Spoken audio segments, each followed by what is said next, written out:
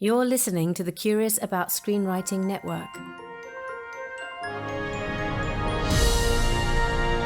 We are proud to present the Table Read My Screenplay 2019 Hollywood Grand Prize winning short script, A Lady of Vassar by Anthony Cortez Fernandez. The roles of Ruth will be played by Lauren Holliday, Ellis is Graham Selden, and narrated by Felicity Wren.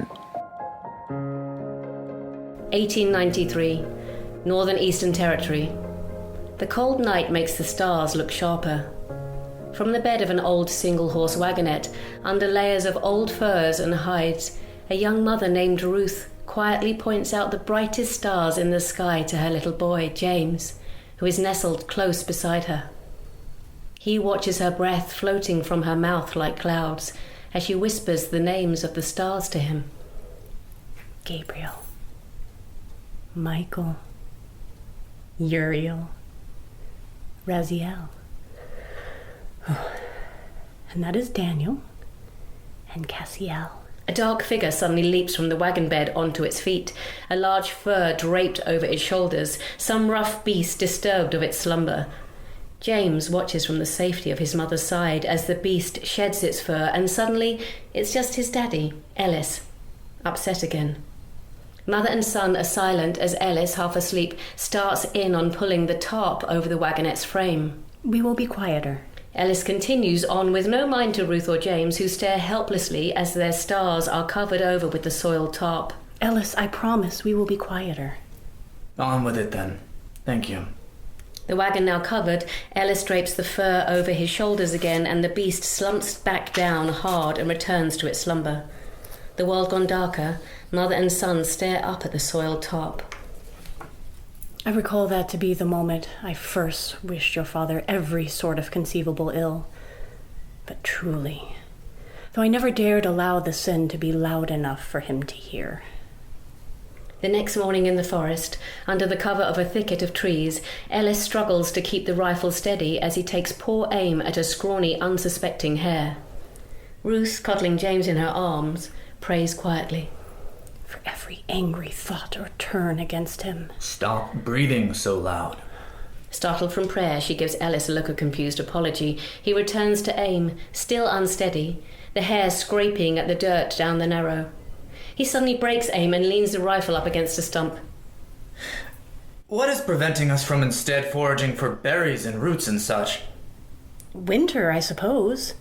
And no knowledge of identifying poisonous flora between us. He seems to consider this before standing up and walking off, leaving behind the rifle and an incredulous wife who doesn't know how to react to the sudden turn. For every urge to wallop the nitwit out of him, I prayed for forgiveness.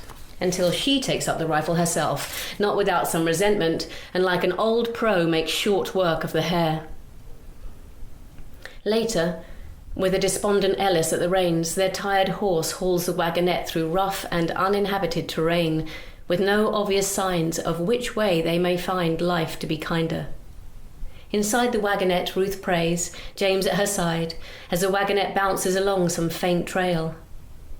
She has turned the hare's hide into a bunny-eared hat for James, fixed it on his head for keeping warm, a blessing of the kill's blood dried upon his forehead. They arrive at an abandoned shack. It's late. The door opens with the shouts of warped wood scraping across the swollen floor planks. Ellis excitedly moves mother and child into the ashen shack before scurrying about the room, gathering wood scraps and straw to throw into the fireplace. Ruth cradles James tightly as her eyes adjust to the darkness, enough to read the room. It is a mouldy and lifeless place, abandoned of all memory but a ghostly old wooden chair. Not a sliver more does a man need, but a wife and son and a home to call his own. God, grant me a scrap of sense for this man. Ellis unslings his rifle and sets himself up at the fireplace to get the kindling burning. Perhaps come morning we can set to resolving the intended expiry of our travels. He leaps to his feet at the proud sight of the fire catching, the amber glow of warmth slowly embracing the room. Well, before you go spitting woe and worry of it any longer, I readily agree that we could use a few days' rest, and this place will make for a fine temporary shelter. That is not... Ellis, We cannot stay here past morning, and I'm all the more inclined to say we cannot bed here even this night.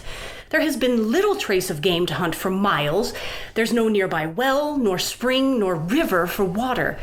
And there is what I believe to be excrement on that chair. I have made us a fire. What more could I... And moreover, it is down to my bones. This feeling that you are ushering us towards some inevitable calamity. Calamity. For all of my efforts. Calamity.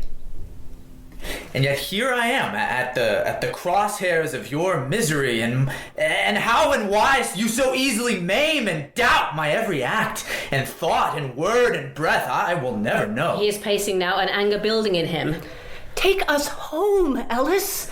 Reconcile with your father. He will have you back. Oh, but if every man who ever listened to any and all class of fool who would sing, "Turn back, turn back."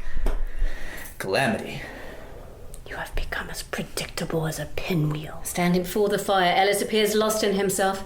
To think of who I could have been in the world with only a kind word from your lips. Ellis picks up his rifle and turns to Ruth, his eyes empty of life.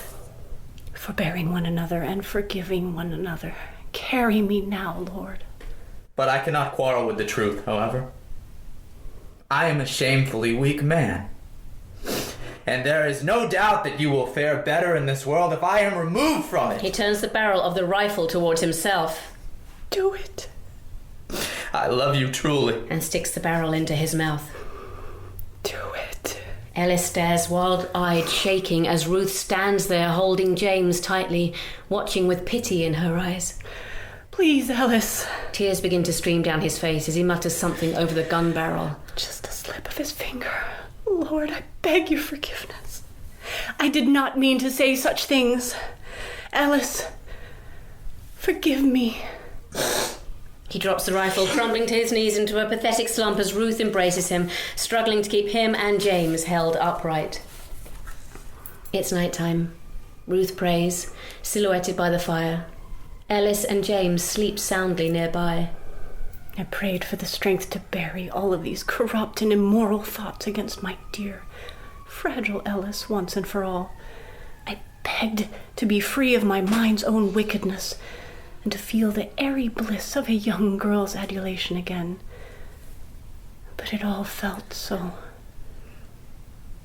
good.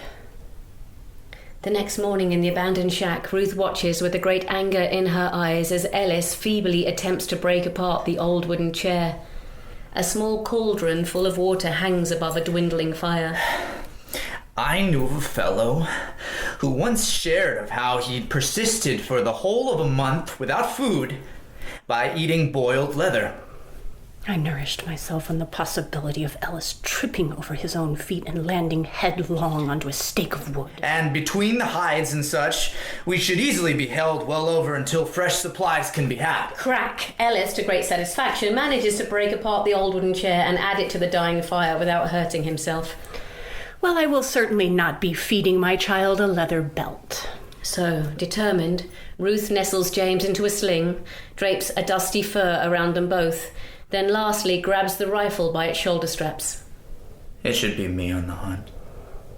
Tending the fire is no less important a duty. She leaves, heading out into the cold country with little hope and even less supply. Much later that night, Ruth approaches the house with a painful slowness and exhaustion. She is cut and scratched and significantly injured, but somehow to no life-threatening degree. She drags the carcass of a mid-sized cougar alongside her, while cradling a miraculously well-behaved James.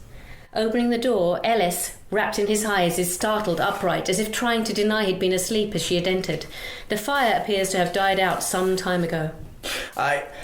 I've been fulfilling my duties as a father and keeping young James warm by my side. James has been on hunt with me. We were nearly killed. Ellis looks down at the bed of straw, furs and hides where no one but he lays. I am weak from hunger. I had not strength for tending fire nor wood gathering. I've brought cougar. Ellis nods, pleased, as he scratches his head, still coming out of his slumber. The next morning, James in tow, a lumbering Ruth gathers branches and sticks about the area. The bloody remnants of Ruth's laborious skinning and preparing of the cougar meat are left out to dry in the sun. Inside the shack, Ruth patiently hand-feeds hunks of cougar meat to James, as Ellis eats voraciously from the cauldron meant to be shared between them. I assure you, this was no ordinary dream. This was as real as you or I, sitting here in this very room, as real can be. Dreams can certainly be vivid. He stood there, calling me to him, invitingly, and I cannot account of the time that it has been since I last saw him in my youth, a man of industry of some association to my father. But there he was, pointing me north. And then it was as if dynamite in my mind. This was no dream. This was a message. This man of industry, though his name I do not recall, I certainly do recall that he resided in the north. And that is the divine course that I am meant to set upon. I do not suppose this man was mistaken and meant to point you south, or perhaps west, to warmer climates? She glances quickly, only to see him staring blankly at her. Yes, I apologize. I did not intend to make light of your calling. The cauldron topples over as Ellis staggers to his feet, his hands held in anticipation over his mouth. His face gradually turning red from panic and bloat, signaling he is unable to breathe. Ruth watches in horror as he falls back to his knees, his gaping mouth still full of bits of chewed cougar meat. He panics, thrashing about as if fighting off impending death to no avail. Then he collapses. All movement ceases, until piss begins to darken a growing amount of his trousers. Ruth stares, stunned. Oh, happy day. Later, we see Ruth with great strain and difficulty loading Ellis's body onto the wagonette. We watch the wagonette as it hobbles along the rough terrain, its distance from the abandoned shack slowly growing with Ruth now at the reins. We dissolve to Ruth in a Victorian-era home, dining room, night. She is well groomed and dressed. She sits at a fine dining table across from a now slightly older James, aged 9, amid the warm glow of candlelight. He watches his mother as she comes out of her pause mid-thought. And you know, perhaps the strangest detail I can recall from the whole affair is how well-behaved and even-tempered you were amid the entirety of the matter. She smiles at James before returning to her meal, as if to close the conversation. James seems a bit dissatisfied, his mouth about to attempt to further the conversation with more questions. Young man, I beseech you. That is enough recollection of your father for a month, let alone an evening. Now finish your meal, or so help me God, you will learn firsthand what that unfortunate cougar was taught for upsetting a Lady of Vassar. James dutifully returns to eating his meal, Ruth studying his form and posture. Mind to chew slowly. Gradually, James displays a correct pace of chewing, allowing Ruth to return to her own meal.